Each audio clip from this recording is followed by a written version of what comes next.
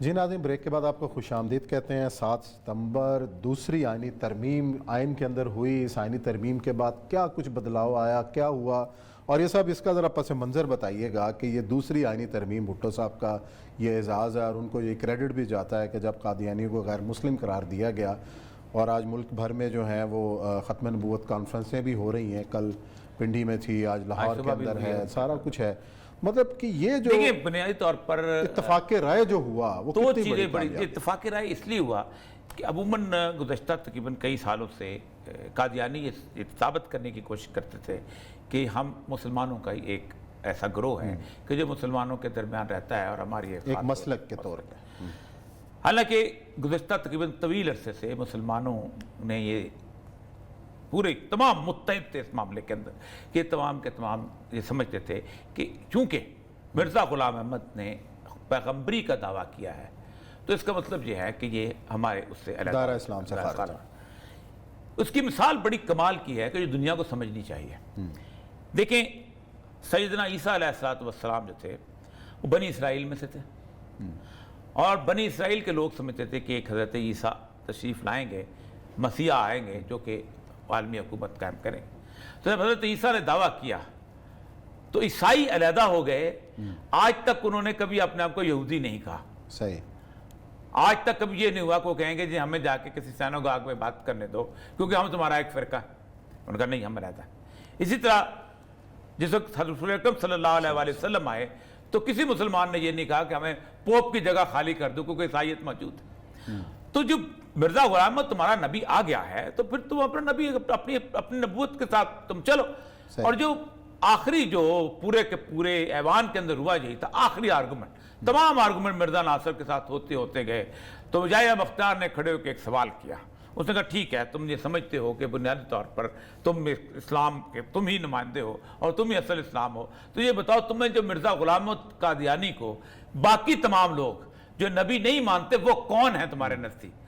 تو اس نے پھر چونچرا کرنے کی کوشش کی، لیکن اس نے کہا کہ نہیں، ہم ان کو کافر سمجھتے ہیں، نہ ان کی اولاد کے ساتھ نکاح سمجھتے ہیں، نہ ان کا جنازہ پڑھتے ہیں۔ اور اس کی مثال یہ تھی کہ ظفر اللہ جو تھا وزیر خارجہ، اس نے قائد اعظم رحمۃ اللہ علیہ کا جنازہ نہیں پڑھا تھا۔ اور کسی نے سوال کیا تو انہوں نے کہا کہ آپ نے کیوں نہیں پڑھا؟ تو کہتے ہیں مجھے یہ سمجھیں کہ میں ایک مسلمان حکومت کا کافر وزیر ہوں یا کافر حکومت کا مسلمان وزیر ہوں۔ یہ اس کا فکرہ تھا۔ دوسری بات جو ہے وہ یہ تھا کہ اس زمانے میں 1953 کے اندر ایک بہت بڑی موومنٹ چلی تھی، اور اس موومنٹ کو دبانے کے لیے اسکندر مرزا کا بہت بڑا رول ہے کہ اسکندر مرزا جو تھا پہلی دفعہ جو تھا، آپ سوچیں کہ لفظ ایجاد کیے گئے، جیسے بیوروکریسی کرتی ہے۔ یہ میٹنگ ہو رہی تھی، خواجہ اعظم الدین جو وزیر اعظم تھے، تو اچانک مرزا اسکندر مرزا اٹھ کے گیا اور باہر آیا، واپس آیا جب 15 منٹ بعد اس نے کہا میں نے فون پہ کور کمانڈر کو کہہ دیا لاہور کو، جنرل اعظم کو، کہ مارشل لا لگا دیں۔ ایک سیکٹری دفاع مارشل لا لگا رہا ہے۔ واہ۔ اور پھر اس کے بعد اس نے جنرل اعظم نے کہا میں نے آج 25 مولوی مار دیے، میں نے 30 مولوی مار دیے۔ تو ایک دن خواجہ ناظم الدین نے سیکرٹری دفاع کو بلایا کہ اتنے عالم دین مر رہے ہیں، میری تو رات کی نیند حرام ہو گئی۔ تو اسکندر مرزا کہتا ہے کہ میں نے فون اٹھایا گھر دفتر جا کے، اور میں نے اس کہا یار عجیب آدمی ہو، لکھو میں نے اتنے شرپسند مار دیے، تم ادھر مولوی لکھتے ہو وہ مرزا۔ تو اس وقت شرپسند کا لفظ، اب دہشت گرد کا لفظ ایجاد ہونا شروع ہو گئے، شدت پسند، دہشت گرد، شرپسند، جو بھی آپ استعمال کر سکتے ہیں، مسکرینٹس، ٹھیک، انٹورڈ انسیڈنٹ، اس طرح کے سارے لفظ بیوروکریسی استعمال۔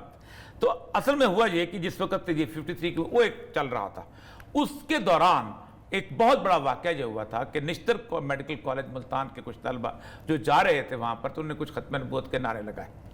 تو جب وہ واپس آئے اسٹیشن کے اوپر سے تو ربا سے بہت سارے لوگ آئے تو انہوں نے شدت سے مارا کیونکہ بہت زیادہ لوگ، یہ سارے اسلامی جمعیہ طلبہ نشتر میڈیکل کالج کے ناظم تھے۔ اس کے بعد پھر موومنٹ چلی، پھر ہم بھی اس موومنٹ کے ساتھ شامل تھے۔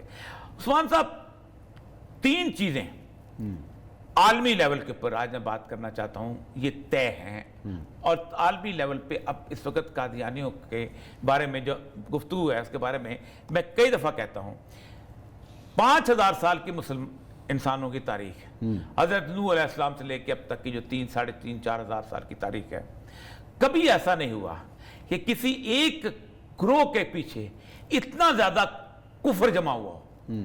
یعنی اگر آپ اللہ کو گالی دیتے ہیں تو آپ قادیانیوں کے ساتھ ہیں، سارے سیکولر ساتھ ہیں، رسول اللہ صلی اللہ علیہ وسلم کے خاکے بنانے والے قادیانیوں کے ساتھ ہیں، عیسائی قادیانیوں کے ساتھ ہیں، یہودی قادیانیوں کے ساتھ ہیں، کینیڈا کا جو سربراہ وہ بھی قادیانیوں کے ساتھ ہیں، اور نریندر مودی بھی قادیانیوں کے ساتھ ہے، بیشک وہ 36,000 بھگوانوں کی پوجا کرتا ہے۔ تو عالم کفر متحد ہو کے ایک فرقے کے پیچھے ہے، ایک گروہ کے پیچھے، اس سے بڑا کیا ثبوت ہو سکتا ہے کسی آدمی کے غیر مسلم ہونے کا؟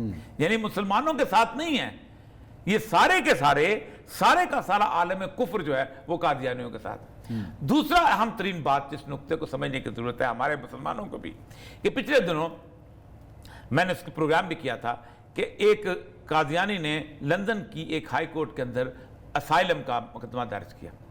تو وہ جج جو تھا چونکہ پڑھنے لکھنے والا تھا، وہ ایسے متاثر نہیں تھا، تو اس نے سے کچھ سوالات کیے اس قادیانی سے۔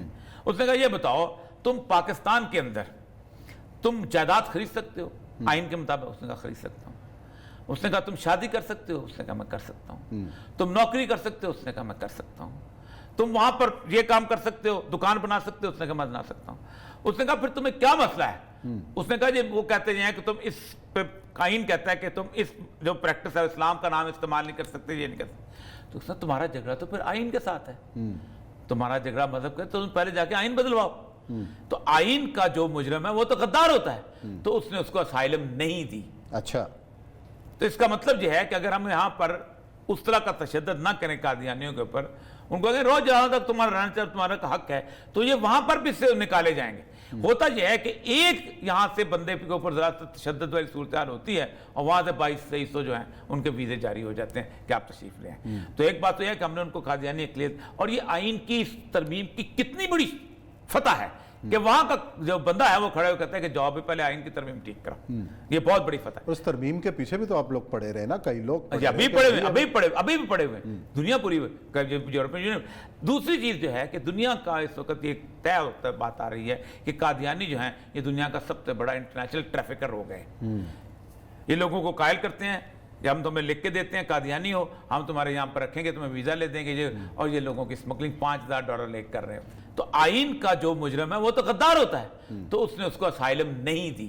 اچھا، تو اس کا مطلب یہ ہے کہ اگر ہم یہاں پر اس طرح کا تشدد نہ کریں قادیانیوں کے اوپر، ان کو اگر روز جہاں تک تمہارا رہنا چاہے تمہارا حق ہے، تو یہ وہاں پر بھی سے نکالے جائیں گے۔ ہوتا یہ ہے کہ ایک یہاں سے بندے کے اوپر ذرا تشدد والی صورتحال ہوتی ہے اور وہاں سے 2200 جو ہیں ان کے ویزے جاری ہو جاتے ہیں کہ آپ تشریف لے آئیں۔ تو ایک بات تو یہ ہے کہ ہم نے ان کو قادیانی اقلیت اور یہ آئین کی ترمیم کی کتنی بڑی فتح ہے کہ وہاں کا جو بندہ ہے وہ کھڑے ہو کہتا ہے کہ جواب پہلے آئین کی ترمیم ٹھیک کرو۔ یہ بہت بڑی فتح ہے۔ اس ترمیم کے پیچھے بھی تو آپ لوگ پڑے رہے نا، کئی لوگ ابھی پڑے ہوئے، ابھی بھی پڑے ہوئے، دنیا پوری یورپین یونین۔ دوسری چیز جو ہے کہ دنیا کا اس وقت یہ طے ہوتا بات آ رہی ہے کہ قادیانی جو ہیں یہ دنیا کا سب سے بڑا انٹرنیشنل ٹریفکر ہو گئے۔ یہ لوگوں کو قائل کرتے ہیں کہ ہم تمہیں لکھ کے دیتے ہیں قادیانی ہو، ہم تمہارے یہاں پر رکھیں گے، تمہیں ویزا لے دیں گے، اور یہ لوگوں کی اسمگلنگ $5,000 لے کر رہے ہیں۔ چلیں جی ناظرین، وقت ختم ہوا پروگرام کا، کل پھر ملیں گے انشاءاللہ نئے موضوعات کے ساتھ۔ اپنا خیال رکھیے گا، اللہ حافظ۔